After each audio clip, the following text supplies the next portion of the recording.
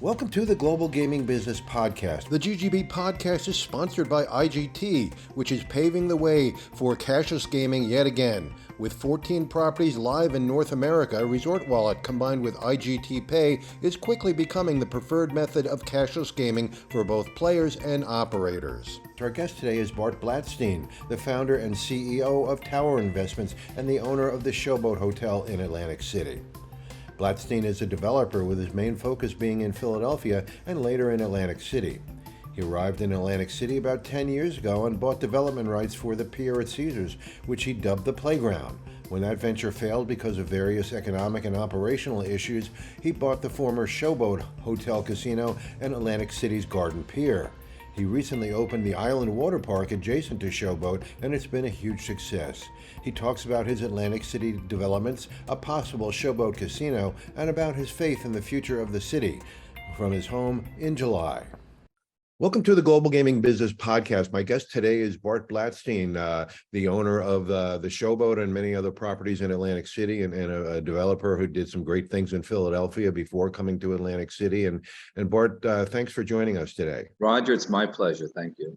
First of all, I want to congratulate you on the opening of the Island Water Park at Showboat. I have to admit I had my doubts, but you came through. How difficult was it to get financing for this facility, and how difficult was it to get it completed? I mean, I'm sure you didn't have any experience in building water parks before this. I mean, I'd like to say publicly it was simple. Everything was easy, but man, was it difficult.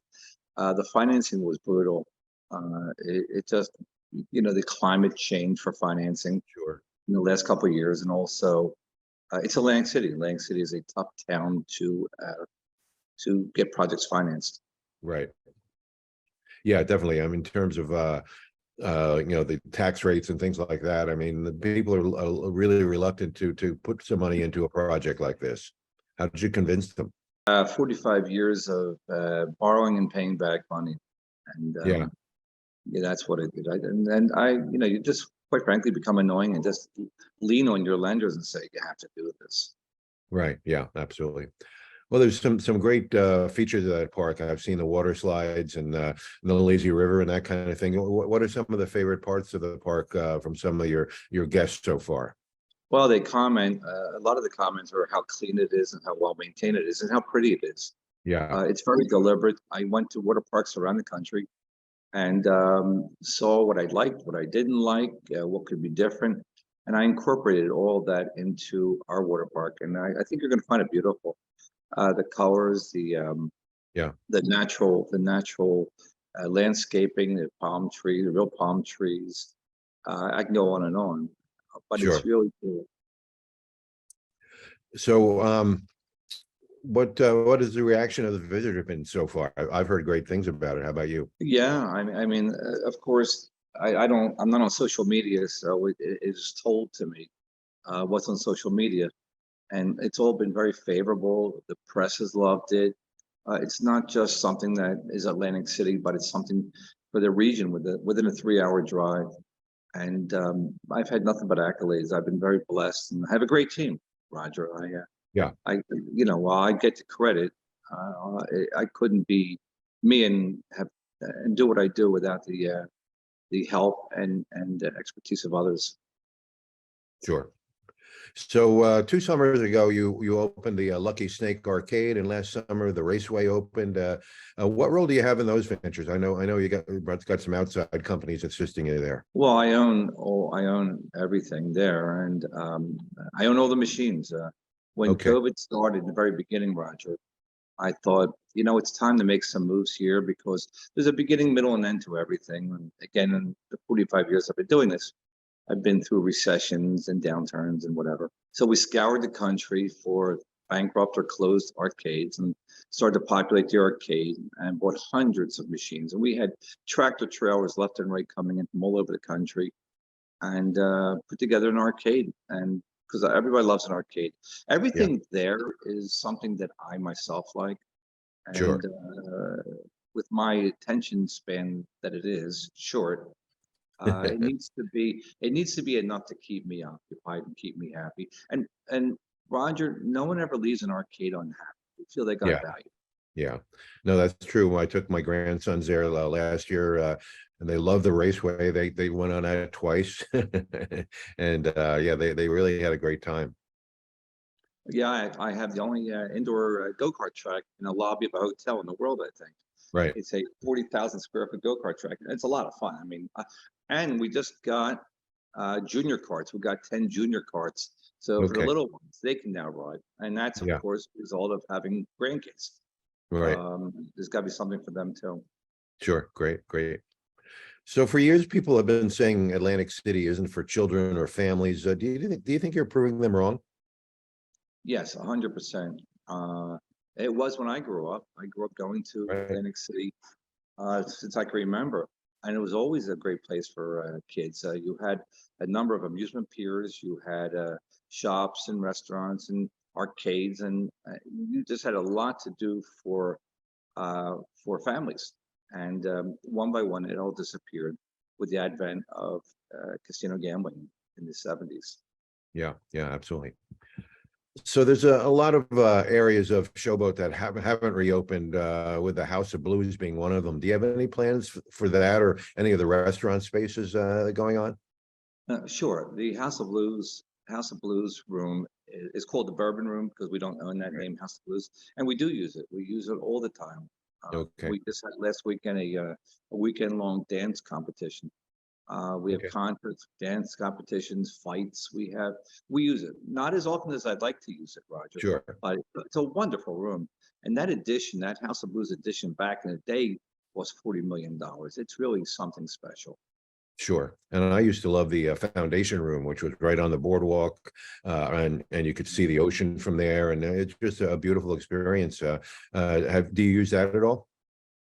We do that not as often, but I always say as I walk around that room, which is pretty amazing, if those walls could talk, Yeah. what used to go on in that room, God knows. But Yeah.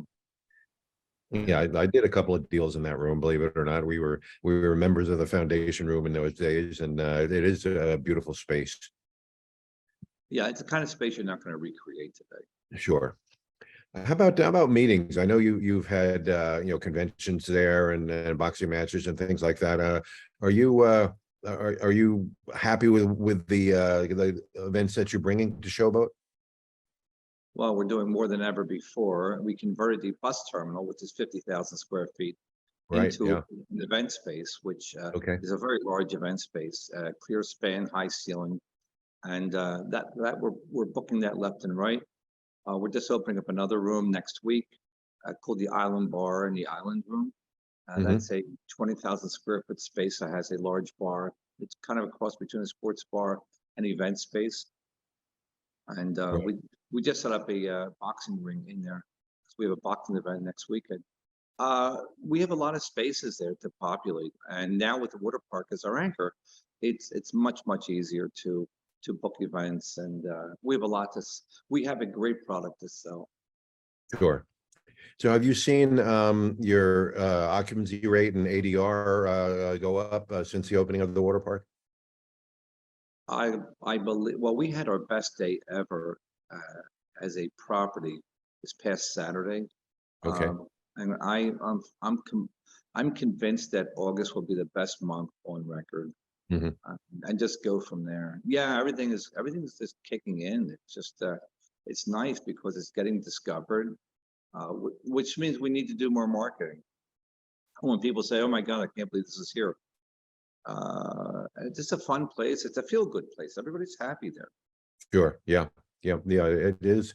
Always has been a fun place. I believe it or not, I used to work there. That was my last casino job. I was a dealer at Showboat, and I was sitting in the what used to be the baccarat pit last time I was in there, remembering about how exciting it was, and it was. I mean, it was such a unique property, and it was doing well even when it was a casino. So it's a surprise that they closed it down. It was my mother's favorite casino, and God rest her soul, and my dad. And so he used to sit at a restaurant while she was at the slot machines, and Yeah. they loved it. It was Yeah. fun. Yeah. No question. So, talking about casinos, for a while, you considered reopening the Showboat Casino if you could have gotten around the deed restriction that prohibits that. Do you still have that in the back of your mind that there could be a casino in the Showboat?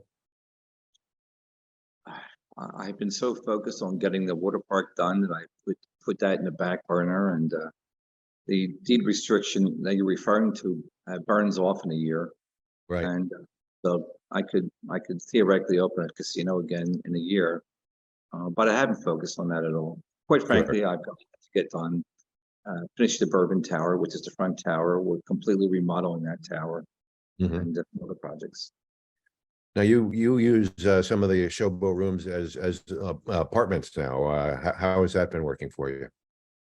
We have a waiting list. We have a waiting list for the apartments. There are 3 towers at Showboat. The back tower, called Premier Uh-huh. Light, is Right. now 255 brand new apartments, and I was actually very surprised.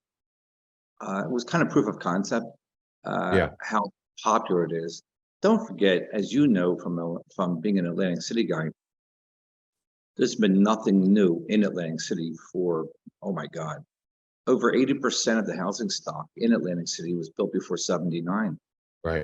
There's nothing new. That's the reason why people aren't moving there or haven't Sure. moved there. Mhm. And that's all going to change. This is what we do. We're Yeah. developers. Well, I've always said the inlet area is the nicest area of Atlantic City, enclosed on 3 sides by water, and it's got the views that are just incredible there. So I think what you've done there, is going to enhance that area. Well, there are a number of Philadelphia-based developers that are down in Atlantic City now, and they're buying up parcels to build houses. And the inlet section, especially the new boardwalk. Yeah. I mean, it's not just the prettiest part of Atlantic City. It's one of the prettiest places on earth. If you stand on that boardwalk and look out, it's just beautiful. Yeah. The inlet and looking over at Brigantine, it's just magnificent. And it's still a bargain in that area. If you buy a newly built house or something, you can still get it for a reasonable price. So something that would cost 10 times as much in Ocean City or up on LBI. I mean, how can you have $20 million homes on the other end of the island in Longport and Right. $20,000 to $50,000 homes in Atlantic City? There's no logic to it. And that's why I'm there. I'm there because I see the opportunity. This is what we do as a company. We go Okay. into distressed areas or overlooked areas and buy a lot of real estate and start developing. Right. So let's go back to square one and talk about how you first came to Atlantic City after an illustrious career in development in Philadelphia. What was it that attracted you to the city? A lack of hobbies. I don't have hobbies. I tried golf, that didn't work, and my wife Jill doesn't want me home. So I've Right. got to do something. I need another cause. And so first the Pier. I mean, I know you want to talk about the Pier, Sure. playground Pier, and then transition from that into Showboat. And because I believe in Atlantic City, I believed and I believe very, very strongly in Atlantic City. Right. So I really like the concept of the playground, the pier there, especially the idea of the music row, which I thought was brilliant. But what really went wrong with that? Why didn't that work? Well, a number of challenges there. One was that well, firstly, I bought that leasehold interest, that whole property, $175 million note. I bought for $2.5 million, Right. and I didn't actually intend on building that music row. That came later. Started to deal with the back rents and putting in more stores, and then came up with that concept. But what I didn't, I guess I didn't calculate was that Caesars, my landlord, because I owned the building, not the land, Mhm. going bankrupt, and Right. as a result, they took away parking. They took away the rewards program to be used in the shops and the restaurants. Right. It was just I was kind of stuck in a situation that I had no control over. Sure. And so I eventually sold it back to Caesars and moved over to Showboat. Yeah. Yeah. It seems to be just bad timing there, especially Yeah, with the parking situation has always been a problem in that location, no matter the who. parking got worse. Yeah, so I mean, literally to park at Caesars, you had to walk. Well, the pier itself was 900 feet long. It was basically 900 feet to get to the boardwalk, and Right. so you had to walk quite some distance just to get to the pier. Right. Yeah, absolutely. Yeah. Even if you could park there, it's a long hike to get up Yeah. there. So you also bought Garden Pier from the city around that time. The first year there was a outdoor bar and lounge, but nothing since then. Any plans for that facility at this point? Big and bold plans. The pier is one of the 5 original piers in Atlantic City, and as Right. such, by right, it can be extended out to its original length, which is double what it is now. And we're in the process with the state to get the permits to extend it. And then I'll have an announcement. Okay. Yeah, I always love that. There used to be a theater at the end of the pier with the stage facing out the ocean and the audience facing toward the stage. It was really a unique place, and I'd like to see some of that come back anyway. I mean, when you're on the pier, especially at the end of the pier, you feel like you're on a ship, and it's amazing. I mean, it would make a great house.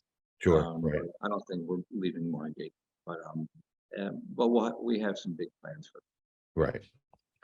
So you put forward a proposal for Bader Field that I believe was superior to the one that the city favored. Why do you think that was not chosen at that point? I think the group that has a due diligence period that ends in September, the end of September, they had been in the process for a couple of years prior to me throwing my hat in the ring, and I think that they were just kind of stuck on the fact that we've already gone this distance with them. Let's give them a due diligence period. So they got a 6-month due diligence period again, which ends in the end of September. And they have to basically put up or shut up. They either have to perform, or I guess the state will start another process. Okay. So you would still be interested in developing that if this other group drops out? Oh, 100%. I mean, this is what we do. This is our base business, is multifamily. I brought in very dear friends of mine and partners in some projects with me, Post Brothers. And together we've done billions of dollars of development. And this is right up our alley. And it's just what Atlantic City and the region need, which is housing, great housing. Yeah. And we designed it around a cross between Amsterdam and Venice. So there's canals and shops and restaurants and thousands of apartments. And so you can rent an apartment for 6 months, a year, 5 years, 10 years. Right. A lot of times people don't want to commit for long term to buy. Sure. To take people our age, we don't want to commit. We don't want to start buying That's right. homes and getting 30-year mortgages. Right. You know, so this would dovetail perfectly with how our world is today. Great. So there's a lot of other underutilized properties in Atlantic City, including Gardner's Basin, the former Starnes property now owned by Trump's son-in-law, and other areas on the outskirts of the city. How would you like to see those developed, and would you have an interest in being a part of that?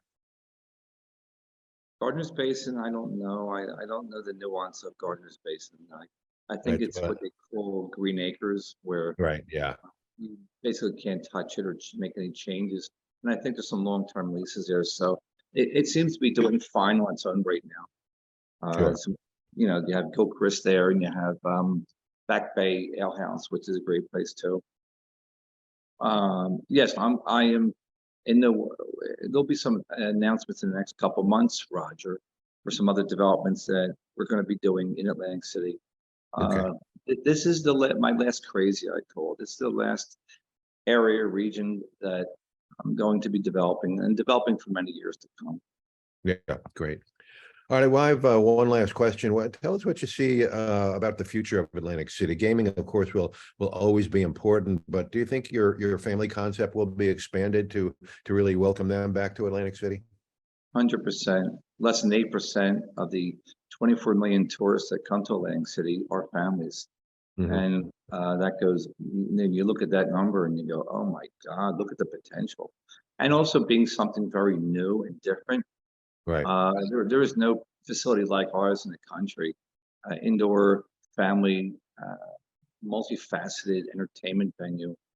Quite frankly, there's never been an adaptive reuse of a casino. Right. First thing I did, I Googled that, and there wasn't. So we had to kind of invent it ourselves. And people really dig it. They really enjoy it. So yes, I believe that you're going to see a turnaround in Atlantic City that you haven't seen in its 169-year history. Right. To me, it's a no-brainer. Over 20% of Atlantic City is vacant land. It's just easy. It's just very easy. And you have an administration that is very pro-business and pro-development. Mm-hmm. I wouldn't be there and doing what I'm doing unless the administration was very cooperative and helpful and everything else. And the mayor, Marty Small, I mean, he actually dug in there and helped us get our permits in time to get open by July 4th. So, I'm very bullish. Yeah. It's just a lot of fun. Right. Do you think the state needs to back off a little bit, being in control of the city's finances? That's a loaded question. I think it's working the way it is right now.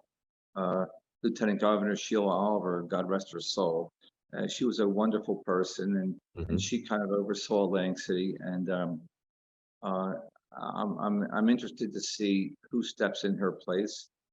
Right. But everybody's been very nice to me and cooperative. In fact, the governor and his wife came a week and a half ago. Uh-huh. They called the day before, and they were very gracious, and they wanted to see the water park, and it was great. So I have no complaints. Everybody's been very nice, very cooperative, and it helps me get dinner reservations wherever I want. So that's great. Well, Bart, once again, congratulations on the water park. I can't wait to see it, and what you're doing at Showboat. I think it's really innovative, and I can't wait to see what the future holds for your enterprises, for sure. So thanks for the time, and we will see you next time we're in Atlantic City. Thank you, Roger. Stay well. Thanks for joining us on the GGB Podcast, sponsored by IGT. With IGT's Resort Wallet, your players will experience the convenience of digital transactions throughout your resort property. To learn more about issues discussed today, visit ggbmagazine.com. To get all the news of the gaming industry delivered to your desktop every Monday morning, visit ggbnews.com. For a free subscription, enter GGB180 as the coupon code. Don't miss a single episode of the podcast. Sign up on Apple Podcasts, Amazon, or Spotify today. So we'll see you next time on the GGB Podcast.